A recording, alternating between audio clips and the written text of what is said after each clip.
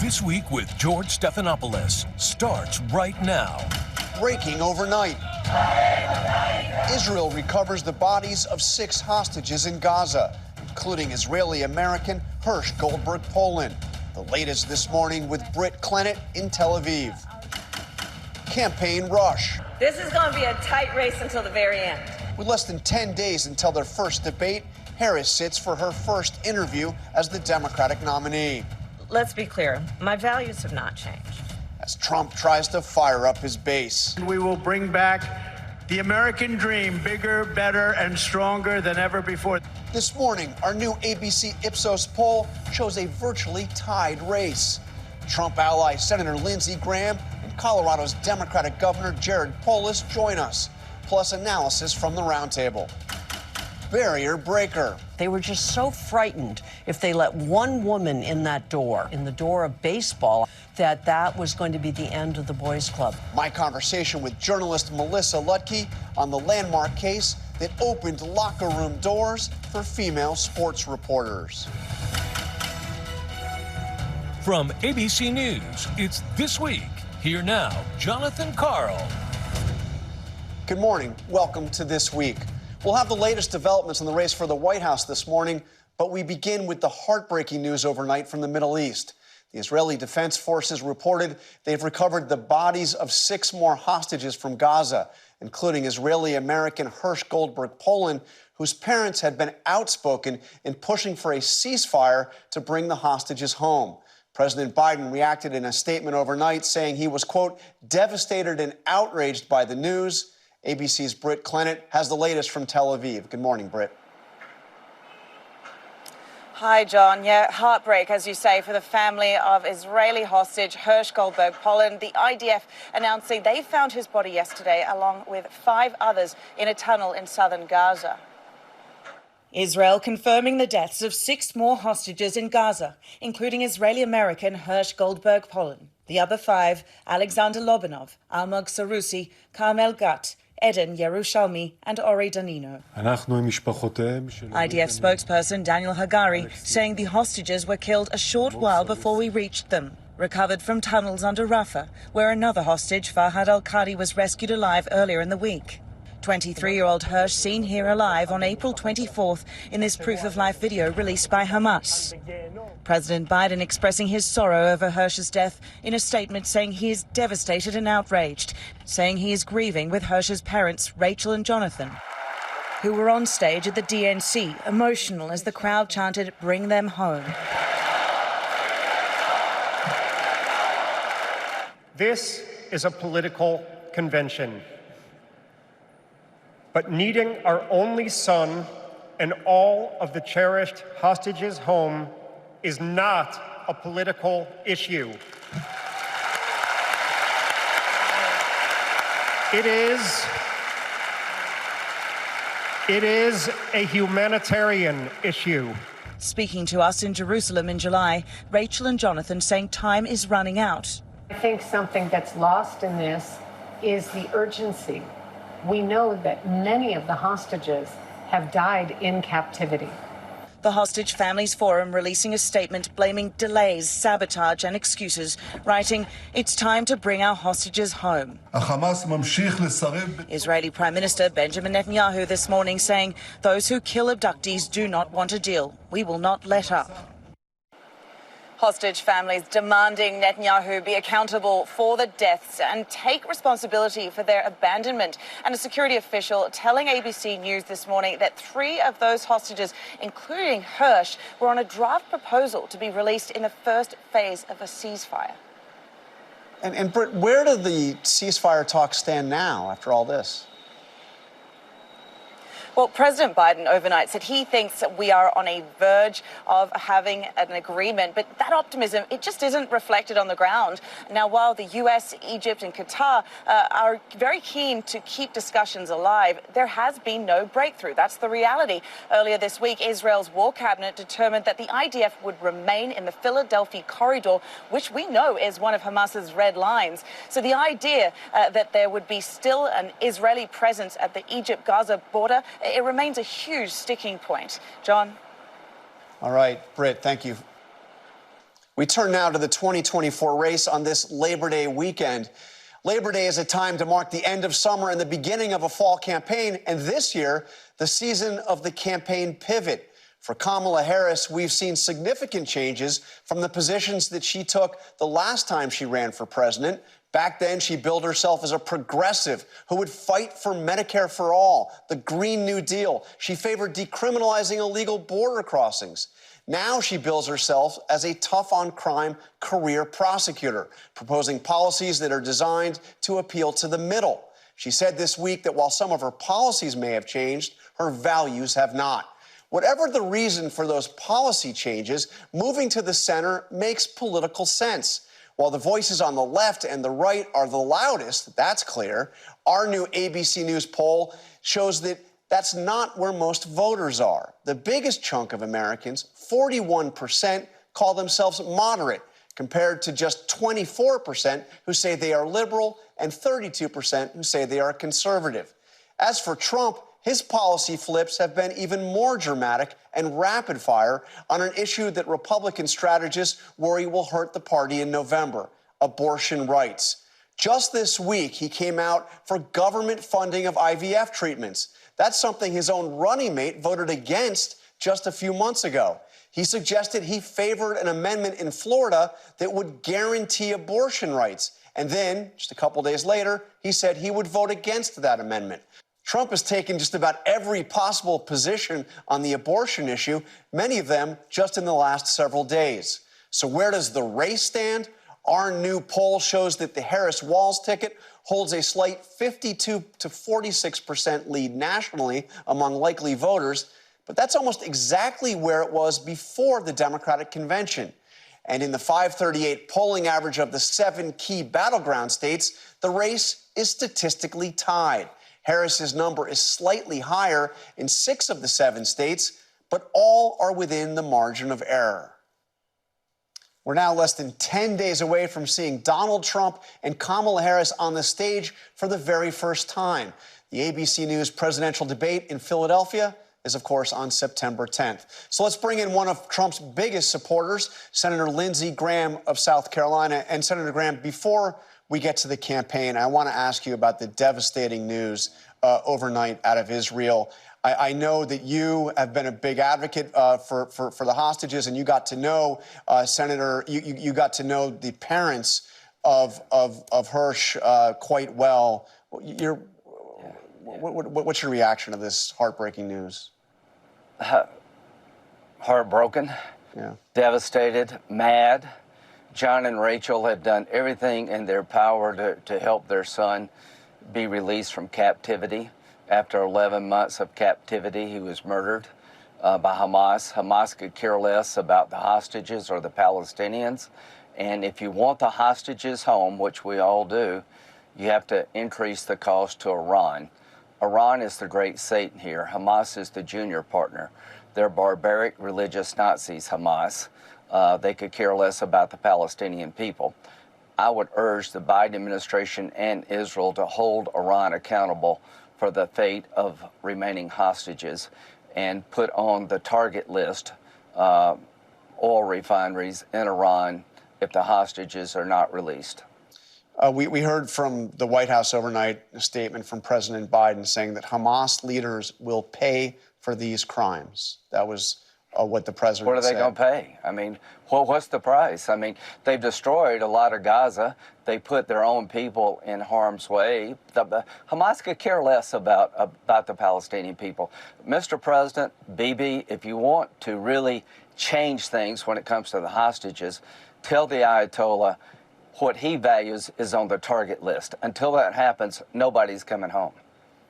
All right, Senator Graham, I'm going to turn to the campaign. You have said that Donald Trump is poised, can win this race if he stays focused on the contrast between his record and the Biden-Harris record, if he focuses on the issue. So let me ask you the flip side of that. How can he lose this campaign? I think the way that they're running the campaign is to draw him into insult debates, get off script, get off the issues. This poll, to me, is very encouraging. Now, in a head-to-head race, Trump is losing slightly, but on the issues, Trump, economy +8, inflation +8, border +9. My God, that's a blowout. Focus on the issues, Mr. President. Every poll says the same thing. The American people trust you with what matters the most to them: the economy, inflation, border security, and just managing the government. If I were you, my friend, I would focus on those issues laser-like, and you will win this race. And if you look at what the former president has said just in the last week or so about Kamala Harris as he looks ahead to this debate, he has called her, quote, low IQ, dumb, someone who, quote, can't put two sentences together. Now, those sound a little bit more like schoolyard taunts than the stuff of a presidential campaign. Yeah. But it's also a strange way to set expectations before a debate. Yeah, I think she's, she's been a senator, she's attorney general, she's now vice president. Obviously, she has some talent. But here's what I would say. On foreign policy, she's been a wrecking ball. On Israel, she sat there and listened to somebody call the Israeli government and people engaging in genocide and did nothing about it. She boycotted Bibi's speech to the Congress, sending the signal to Hamas and Iran that America really doesn't have Israel's back. She was cheerleading the withdrawal from Afghanistan. She's bragged about being the last person in the room, the dumbest decision maybe in modern history by American administration. I was in Munich when she warned the Russians not to invade Ukraine. 4 days later, they did. She's been in charge of the border in some way. I don't know what the hell she's been doing on the border, but we've got more terrorists in our country than any time in history, and fentanyl poisoning is the leading cause of death among young people in America. That's what I would hit her with. She's been a wrecking ball on foreign policy. It's been the most incompetent administration I can remember on things that matter to the American people: your safety and your prosperity. That's what I would talk about, not her IQ. Her job performance has been lousy. By the way, that speech by Netanyahu, as I recall, J.D. Vance didn't go either.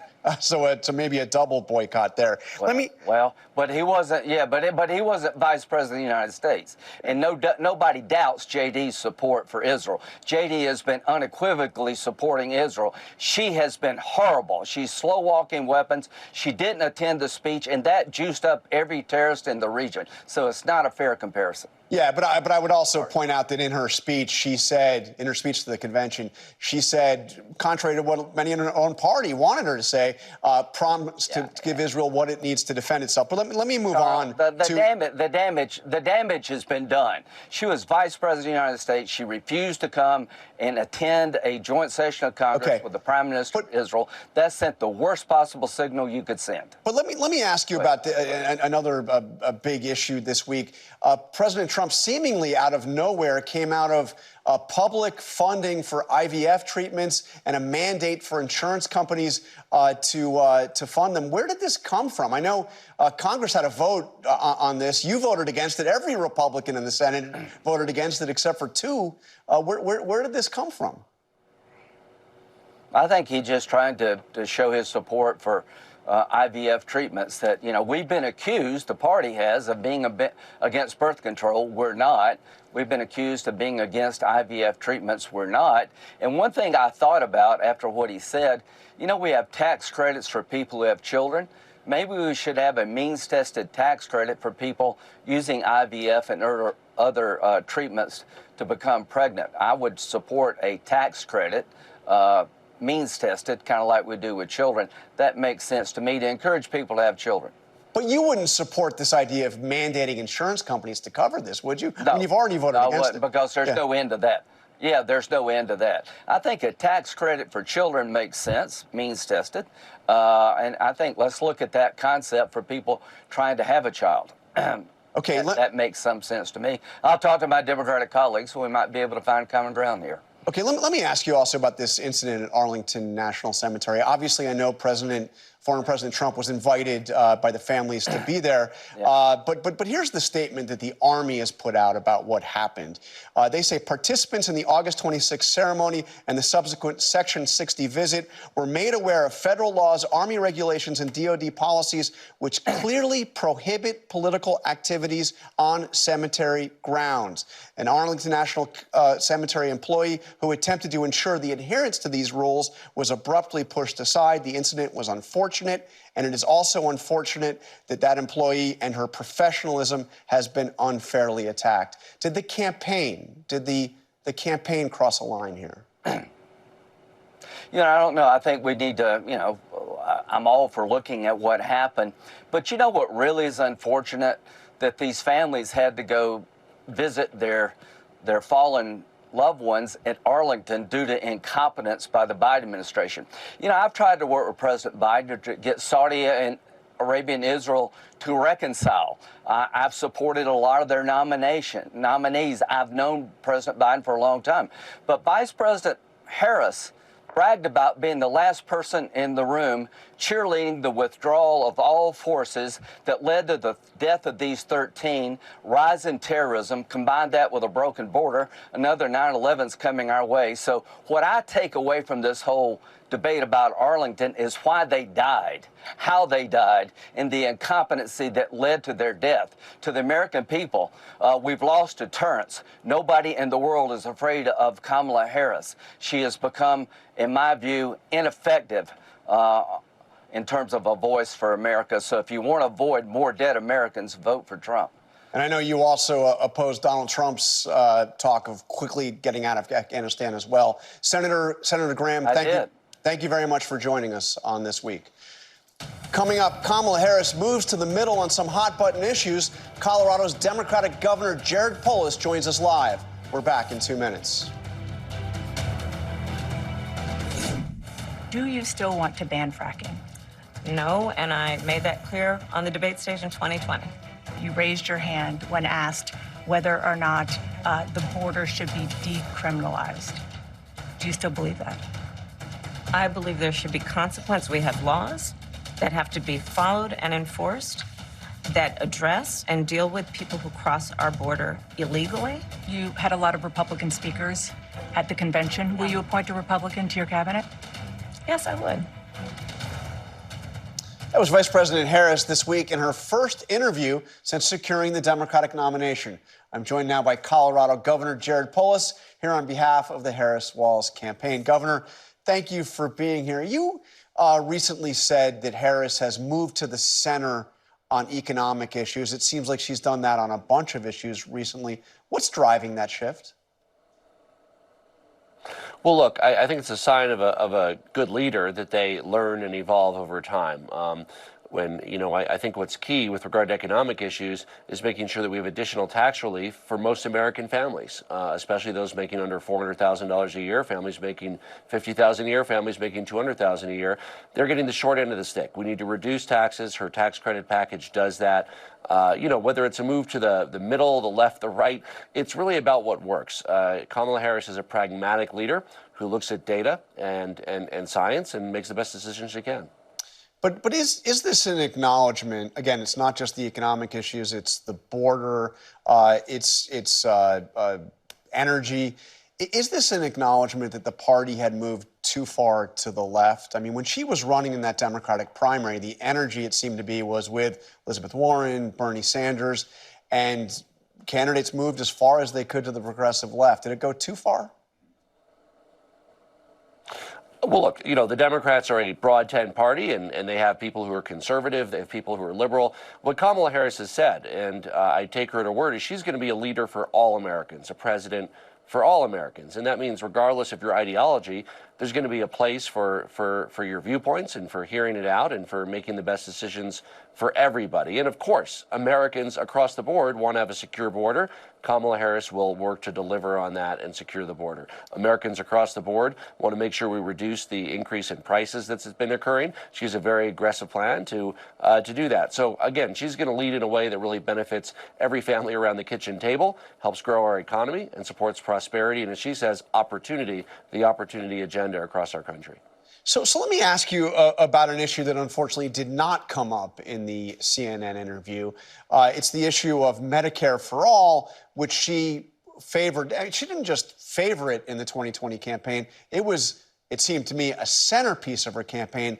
Let's look back at what she said at the time. I am proud to stand with my colleagues and friends and support Medicare for All. I strongly believe that we need to have Medicare for all. I support Medicare for all. I always have. I'm running for president to say we need Medicare for all. So now her campaign says that her position on that has changed, that she no longer favors Medicare for all, which would be, government-run health insurance for everybody. Do you have a sense of why it changed? I mean, and does she need to explain that? Well, look, as a basic value, should every American have access to health care? Absolutely. Almost every other wealthy country does that. We do it very poorly in our nation. People overpay for insurance. There's people that are still lack coverage. They don't get it through work. They make too much to get it through Medicaid. They're not old enough to get it for Medicare. And we can and we must do better. And that involves taking on the special interests, which she's done as Attorney General, which she's done as a senator. It means taking on the pharmaceutical industry, taking on the hospitals and providers, because we absolutely can do this better. It's not a one-size-fits-all solution. I think she understands that Americans want to have their choice of health care. But can we do better and save people money on health care? Absolutely. And I expect that she'll be working hard to deliver real results so that people's monthly insurance premiums are lower and that the American people are able to afford health care. But somewhere along the line, she, I guess, decided that eliminating private health insurance and replacing it with Medicare for everybody was the wrong approach? Well, again, I think what she acknowledges is what most Americans acknowledge, is that there's not a one-size-fits-all solution for health care. This is a very challenging and vexing issue, right? It's not one that lends itself to a one-word answer. It's figuring out, of course, first and foremost, how Americans can save money with what they have. Most Americans have insurance. Are most Americans happy with insurance? Not necessarily. Many people feel they pay too much and they get fought over on the benefits. Can we do better? Does expanding Medicare as a role, letting people buy in at age 55 or 60? Yeah, these are ideas that should absolutely be on the table. Does negotiating for prescription drug rates, should that be on the table? Look, Americans are sick and tired of being ripped off and paying 5 times, 8 times as much for the exact same prescription drug that's available in Europe or Canada. We're sick and tired of that. We need to take on Big Pharma and make sure Americans get a reasonable price for prescription drugs that people need to stay healthy. Another issue that didn't come up in the CNN interview is her now apparent support for, at least in some aspects, the border wall. I mean, we've seen in her ad on the border, she uses images of the border wall. She says she'll sign the Senate bill, which provided $650 million for more border wall construction.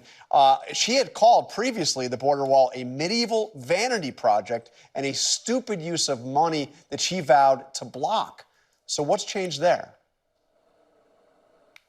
Look, this is another issue that, as it gets into the public discourse, is very misleading. Democrats in general, Kamala Harris, Joe Biden, Barack Obama, have always been supportive of building barriers and walls for certain parts of the border as part of a comprehensive border security strategy. Well, but wait a minute. She called and monitoring. I mean, she called the border wall a medieval vanity project, a stupid use of money, and said that she would block funding for it. So she wasn't talking about supporting, the wall.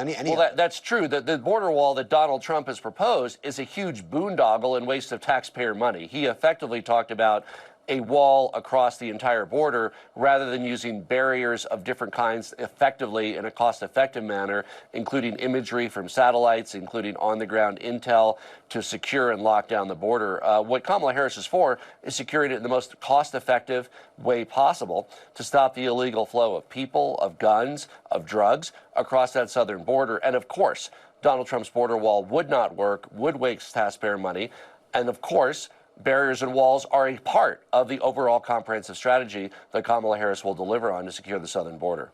And let me just ask you quickly, another proposal that she's put out there is trying to make home ownership more affordable. One of the proposals is this $25,000 incentive for first-time home buyers. You have a big issue with affordability in Denver, of course. Do you think this would be an effective way, or could it possibly actually drive up costs further? Well, it's part of Kamala Harris's overall strategy. So what she leads with, and we're strongly in agreement, and we're pushing for in Colorado, we're moving barriers that exist to building homes. She talks about 3 million new homes nationally is the goal. What bureaucracy can we get out of the way? What red tape can we eliminate? How can we make it easier to build the kinds of homes that people can afford, reducing red tape and legal costs? When we deliver on that, of course, it also makes sense to help people buy rather than rent, so that first-time home buyers, young people, can get into ownership, build wealth, build equity. It's part of that opportunity economy that she talks about. Rather than just have your paycheck go to rent every month, how can you build intergenerational wealth to be able to support your own retirement, perhaps your kids' college education? All right, Governor Polis, thank you for joining us this morning. Appreciate it. Roundtable's here and ready to go, but first, let me turn to ABC News political director and Washington bureau chief, Rick Klein, with the latest on our new ABC News Ipsos poll. Rick, first of all, what we see, it seems, is a gender gap that was already big is now bigger. Yeah, there isn't a lot of movement since the convention, but one place that there is, it is among women. We have seen now a big gap, 13 points for a Harris edge among women. This is larger than it was just a couple of weeks ago. We see the gender gap among men get a little narrower, and particularly white women coming home to Kamala Harris. This is a striking difference, and it tells you something about the campaign strategy going forward. And what's interesting is we see the race essentially tied, slight lead for Harris, but a big lead for Harris among personal attributes, and a big lead for Trump along some of the major issues. It's like we have two entirely different elections going on at the same time. If this election comes down to the major issues that voters care the most about or tell us they care the most about, it is advantage Donald Trump. Immigration, +9 for Trump. The economy, inflation, +8 for Donald Trump. But when it comes to perceptions of them as human beings and as of leaders, things like physical health, whether you trust this person, whether you consider this person to be honest, enormous edges for Kamala Harris. That is really the entire election. And it was similar when Joe Biden was the candidate. The difference now, Harris has an overwhelming edge in some of these areas where Biden was running a lot closer. But again, the issues advantage Trump. Interesting. All right, we'll get more into this with the rest of the roundtable. Thank you very much, Rick Klein. We'll be back in just a moment. The roundtable is back. Former DNC chair Donna Brazile, former RNC chair Reince Priebus, Wall Street Journal national politics reporter Vivian Salama, and ABC News Washington bureau chief Rick Klein. So, Donna, you see our poll. It certainly looks a lot better for Democrats than it did when Joe Biden was at the top of the ticket. But no real convention bounce. This race is basically tied. Maybe a slight lead for Harris. The Republicans didn't get a bounce. We didn't get a bounce. But you know what? We've gotten a boost of energy, a boost of excitement, which allows us to close some of the gaps that Rick pointed out in the analysis of the poll. I'm very satisfied with where things are, but there's room to grow. This candidate, Kamala Harris, the Vice President of the United States, joined this race on July 21st.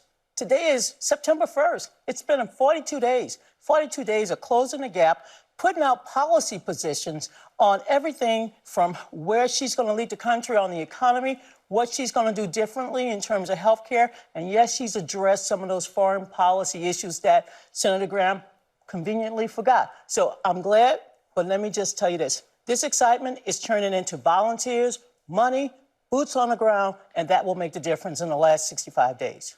I mean, there's been a clear change in the dynamic of this race. I mean, it happened before the convention. Well, but if you look at this poll, we're right back to where we were before the Biden-Trump debate. And if I was a Democrat, I wouldn't be thrilled. Well, Trump was up before slightly, but I wouldn't be thrilled with this poll if I was a Democrat. After a month of cotton candy, vanilla ice cream, and a free ride, essentially it's tied. And secondly, if you look at the issues that matter, the border, when you look at the economy, inflation, gas, groceries, she's got nothing to say. I mean, this is a candidate at the interview the other day that if it was the Olympics would win the Olympic gold medal in the flip-flop, but it's worse than that. I mean, it is a character issue when you have no explanation. Just wait a second. She is a person who voted for the Green New Deal, which would kill. She didn't vote. Oil. Actually, Green New Deal never had a vote. She is in favor of it. She would kill the price of gas in this country. She said that she was against fracking. She said that she would move money away from the police. And what was her answer? She said, well, I'm not going to do it anymore. Run against that Kamala is a Harris in character 2019. issue. Run against Kamala Harris in 2019. Well, who is Kamala Harris of 2024? Her name is Kamala Harris, but I don't have to explain it. She's the Vice President of the United States. Just understand that. Right. Say my name. She say your name. Of course, I say it every week, and I just call you Mr. Chairman if I don't want to pronounce it right. But here's the point. Here's the point. She is running on more substance than Donald Trump ever understood. Donald Trump has had 5 different positions on abortion. What substance is that? Well, defunding he's had the police? five different positions on abortion over the last 5 days. 1 second. And now he's saying he's for IVF when he doesn't even believe in Please, not giving one Republican voted to hurt IVF. Let me just say this, okay? Rich. If you want to have a conversation about flip-flop... Wait. All right. She is the arsonist who sets the fire to the flame and then praises the fire department She sets for putting it fire out. to the flame. She, okay. No, I'm going to Donald explain Trump it. listening to you because I'm praying for him not to talk in your ear right Okay, now. let me get somebody who can kind of put some light on this. Come on, Vivian, give us some love. I was entertained watching them go. You were just out with Trump on Friday at the rally. He has done some pretty spectacular changes just this week on the issue of abortion. That's right. Earlier this week, he gave an interview where he said that he was going to support government funding of IVF, something that sent shockwaves through his party. You heard Lindsey Graham earlier today, really not on board with something like that. A number of Republicans not supportive of that. But then he also came out later in the week and said that he would not support a rollback of Florida's potential mandate to roll back the 6-week limits on abortion. And so I mean, he took both positions on that. He took both positions. Before that, he said that he thinks 6 weeks is too short, but he said he would not support rolling back the 6 weeks. And so a number of policies, Donna was saying 5 policies in 5 days, he has really struggled because ultimately, Republicans know that this is going to be a crucial issue for them in November, and Trump is trying to find some middle ground, albeit with some hesitation. And Rick, the abortion back and forth, Republicans have gotten used to this with Donald Trump, but it seemed to unsettle Republicans this week. Yeah, it's almost a rinse and repeat with Donald Trump. You know that he's going to have a position that's going to outrage some people on the right, and there's some walking back and some apologizing about it, but you're right. Prominent conservative voices saying, wait a second, this is not what we supported. Donald Trump came out in favor of more abortions in Florida, for women to have more access to abortions at later stages of their pregnancy. And yeah, he had to have a different position on the specifics of the Florida law that he is a Florida voter. He's going to vote on. Have a chance to vote on in a couple of months. At the beginning of the week, you said he was going to vote for or suggested he was going to vote for this amendment, and then the blowback. Now he's going to vote against it. That's right. When he's talking about his administration as being something that's going to be great for reproductive rights, that rings a really weird sound in a lot of conservative ears. And they're willing to tolerate some of it, but he knows, as he does in a lot of his actions, how much he has riding on his own base. And even as he tries to soften some of the edges, that is a real problem for him if he continues. Well, and Rick,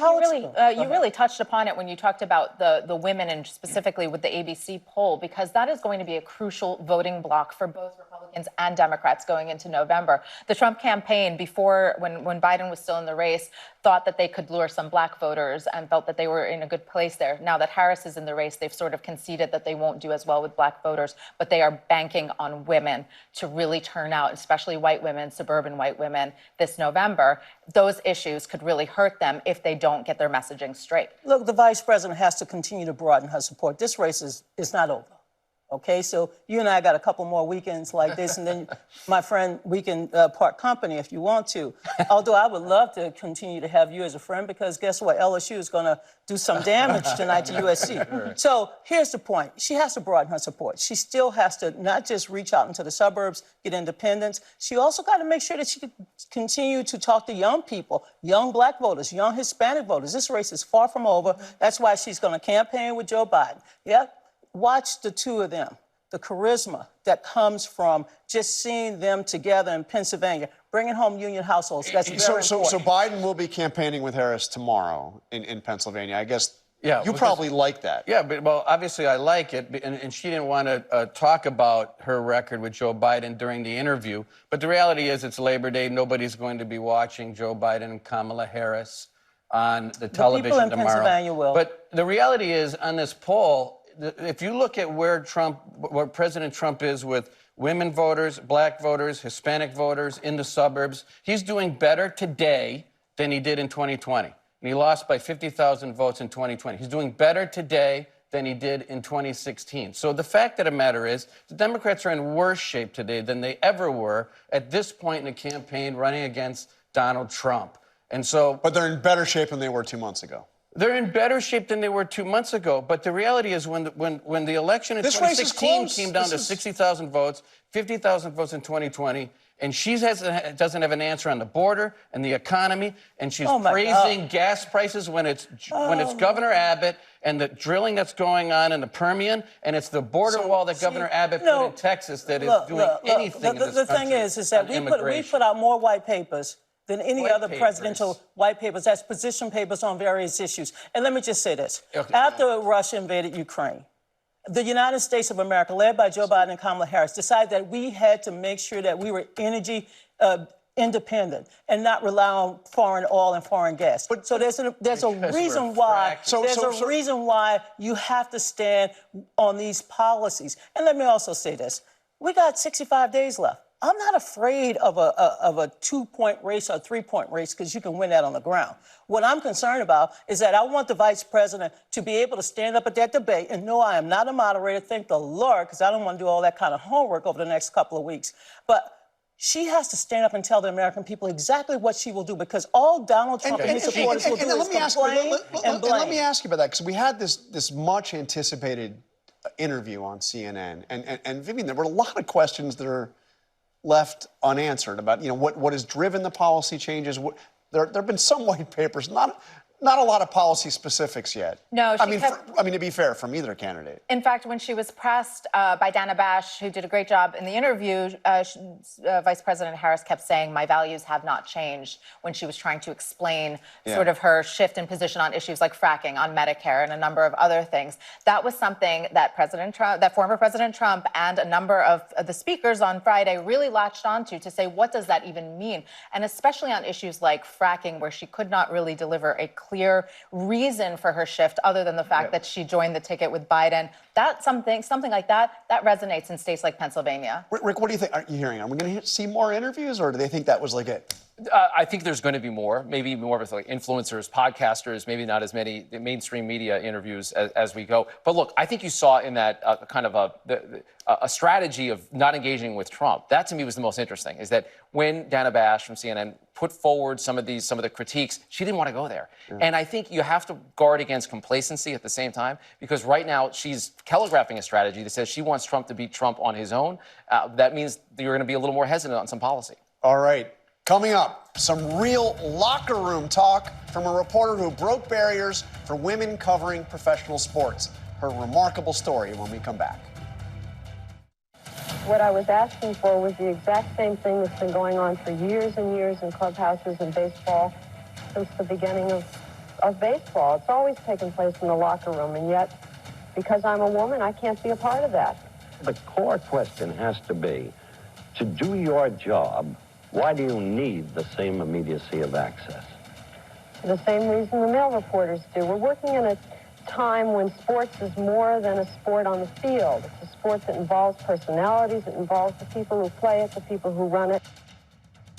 That was then Sports Illustrated baseball reporter Melissa Ludtke in an interview with the legendary ABC sports broadcaster Howard Cosell. Ludtke back then sued Major League Baseball for the right to be allowed in clubhouses. Her federal case secured equal access for women sports reporters. I sat down with her to discuss her incredible story detailed in her new book, Locker Room Talk, A Woman's Struggle to Get Inside. Melissa, thank you for being here. And what a story. I mean, you are a true trailblazer. I was considered a pioneer back then, along with about 9 or 10 others. You're 26 years old. Yes. And you've managed to achieve a dream. You're covering the New York Yankees for Sports Illustrated. Well, I'm covering Major League Baseball. I mean, that was really the thing. I was the only woman covering it nationwide. The Yankees were in my radar screen because they were such a bizarre team. I mean, it was a soap opera in the locker room, in the clubhouse. You know, I could read the stories and know that. But on the field, they were also one heck of a team. I mean, you had Reggie, the straw that stirred the drink. You had Thurman Munson, the captain. You had George Steinbrenner, the owner. You had Billy Martin, who George Steinbrenner would go on to hire and fire 4 times. It was the story, and it was in New York. And I was based in New York. And so, yeah, I got to know them very, very well, and that's where I learned about how to cover baseball. And obviously, as being a beat reporter, the players talk to the reporters in the locker room. I mean, this is like a basic thing in the clubhouse after the game. So you got access. You got access to the Yankees locker room. Well, you know, it took me 2 years. But you got it. And I got it because I never went public with any of my quote-unquote demands or any of my frustrations. I worked very much behind the scenes with the young PR person, first-year person, my age, and that made all the difference. It wasn't one of the older, I would call them curmudgeonly men, who had said to other women reporters, you better behave yourself, you know, you better behave yourself. And if you don't behave yourself, you know, you're out. They were just so frightened if they let one woman in that door, in the door of baseball, I mean, not even the clubhouse, that was going to be the end of the boys' club. It was going to be the end of something that was treasured about that sport. But the amazing thing to me is you get access to the clubhouse at just the moment when we have arguably the greatest World Series of our lifetimes. I mean, this is the 1977 World Series, certainly with Reggie Jackson becoming Mr. October. Absolutely. I mean, the greatest single performance. Well, and they're also playing the Dodgers. And they're playing the Dodgers. I mean, this is an historic. Showdown. This is the first time in the World Series. I mean, L.A. and New York, you know, have been playing since they've gone out to L.A. to become the L.A. Dodgers. But it used to be the citywide, you know, the Dodgers-Yankees. I mean, come on. It doesn't get bigger than that. But personally, for me, take away all of the glitter and the glamour of this series. It was the first time I was ever assigned to actually cover a World Series. So for me, it was just the biggest opportunity that I'd ever had in my lifetime. You've achieved this moment. You're covering the World Series, the Yankees-Dodgers World Series. Game 1. Right. What happens? Game 1, World Series, 1977. And there I am sitting in my seat in what they call the alternate press box, which is down in the grandstand. And in the 5th inning, over a very scratchy little loudspeaker, I think I hear my name being called. I was told to report to the main press box. And I am told up there that even though the Yankees had given me permission to be in the clubhouse, even though I'd gone to the Dodgers because I knew they didn't have a woman covering them, asked them, they'd taken a vote. And they voted that they'd approve me. So we had both teams had approved. And what I heard from the lieutenant of Bowie Kuhn, who never told me this himself, he said the commissioner is the only one who's able to give permission for this to happen. It doesn't matter what the teams say. It doesn't matter. Doesn't matter what the players say. Permission is never granted, and it will never be granted in this World Series, and it never will be granted forever. And so that was the message. And taken away from you at the moment you've reached this. Exactly. Exactly. So there was that moment of, in my life, it seemed a pinnacle at that point, because this is what I'd worked so hard to do, to prove myself, you know, really against the odds. There was no roadmap for me to follow to be a woman covering baseball, but I'd done it. Now I had a chance to really show it, and that was taken away, so. You lose the battle during the World Series, but then Sports Illustrated and Time Inc. stand by you to say, we're going to challenge this in court. Yeah. We're now in the Southern District Court of Manhattan. That court decides to take the case. They have to figure out the judge. So they have this old wooden box, ancient wooden box, and they put all the names of the available judges into it. They turn it around, The clerk puts the hand in, pulls out a card. Judge Constance Baker Motley. So the only woman on the court, the first black woman to serve as a federal judge. That's right. Gets this case. That's right. You're 26 years old. Now you are one of the most famous sports reporters in America as a result of this case. I mean, SNL is doing That's right. skits about you. With O.J. Simpson, I might add. O.J. Simpson. Yes. Quite amazing. I'm standing here with Buffalo Bills star running back O.J. Simpson. O.J., I don't know much about football, but I know what I like. You're losing in the court of public opinion. I mean, people are coming down on you. There's no question. I mean, the cartoonists had a field day. Why should women be in the Absolutely. locker room? Absolutely. There was no comprehension of why I would be wanting to do this, because the case was made against me very effectively by the commissioner, picked up by the cadre of all male sports writers at that point. There were very few women who had a voice in this. Touchy matter because it's now under litigation, Commissioner, the Melissa Ludtke case. You're opposed to women going into the clubhouse. Why? Well, Howard, it's our view that it's not a fair thing for our players. This is an area where they're dressing, and it's an area where we think they're entitled to some reasonable privacy. And so from their perspective, it was really a case of my morals. It was how could a girl or a woman or a lady or a damsel, as they like to call me, possibly want to do this? But that was how the whole thing wanted to be portrayed, as kind of a sexual adventure from both the players' perspective in terms of their, what the commissioner would call their sexual privacy. Now, I was also kept out before the game, and that's when magazine reporters did their work. Mm-hmm. Now, there was no player who was naked at that point. No player. Yeah. They kept their uniforms on from batting practice until the game. So why would I be excluded then if the issue was the sexual privacy? You win this case. Yeah. Major League Baseball appeals, you win the appeal. Yep. It's historic. I want to read what you wrote after winning. This was an op-ed you wrote in the New York Times in 1979. Yes. When the time comes that we no longer read or hear about women in any locker room and instead turn our attention to reading their stories and listening to their accounts of the game, then we will have reached the goal that I set out for in 1977. Have we reached that goal? We're largely there. Largely there. Now we do have women in the broadcast booth. They're not just sideline reporters.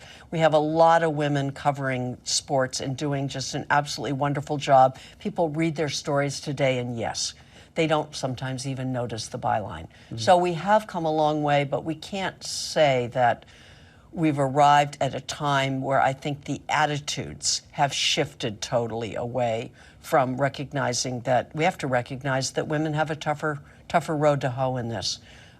When you're the only woman still in a sports department at your newspaper, it's still not easy. It's not easy. Our thanks to Melissa Ludtke. Her excellent book, Locker Room Talk, is available now. We'll be right back. That's all for today. Thank you for sharing part of your Sunday with us. Check out World News Tonight, and have a great day.